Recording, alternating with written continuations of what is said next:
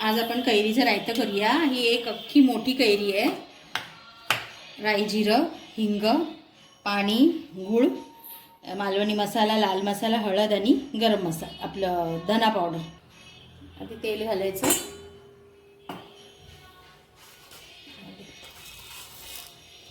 राई, जिरं एक थोडंसं हिंग टाकायचं। कैरीचं रायतं आहे हे।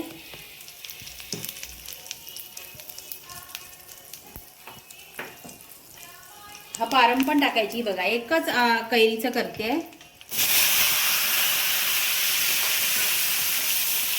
मस्त असं हिंगाचा वास सुटलाय।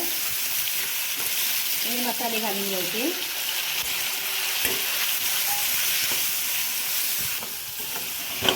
तर लाल लाल भडक रंग येतो, पण खायला तिखट, गोड, आंबट अशी लागते। आणि थोडंसं मीठ टाकायचं, कारण ही गोड आहे डिश। गूळ टाकायचं आहे याच्यामध्ये। आणि जेवढं कैरी बुडेल इतकं पाणी घालायचं, पाणी अति नाही घालायचं। हां, हे बघा एवढं बस झालं, कैरी शिजणार त्यात।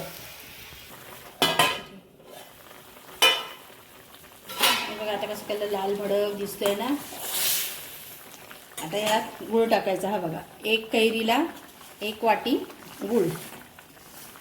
ह्याचा कलर बदलतो, तसं गूळ वितळणार ना तसं मरून कलर दिसणार, कलर छान वाटतो, मग खायला खूप छान लागते। हे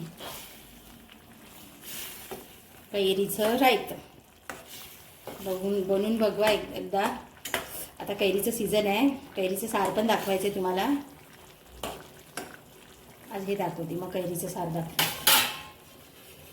आता थोडा वेळ 5 मिनिटं ठेवायचं। हे बघा रायतं कलर चेंज झाला ना, मी तुम्हाला बोलली ना थोडा मरून कलर होणार रेडचा। हे बघा खायला पण खूप छान लागतं। एका कैरीचं बघा केवढं झालं, एकच कैरी आणि 1 वाटी गूळ।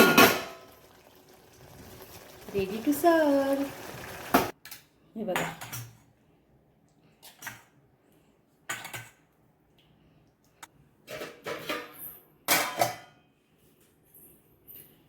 हे बघा खायला तयार आहे आपलं कैरीचं रायतं, भेंडी मसाला, चपाती। तुम्हाला तर माहिती रात्रीचा भात खात नाही आम्ही। आणि असं तुम्ही म्हणू नका हे रेड रेड आहे, सगळं तिखटच आहे। हे गोड लागतं, हा खूप छान लागतं। कैरीचं रायतं बनवून बघा तुम्ही, गूळ घालून केलेलं। या जेवायला।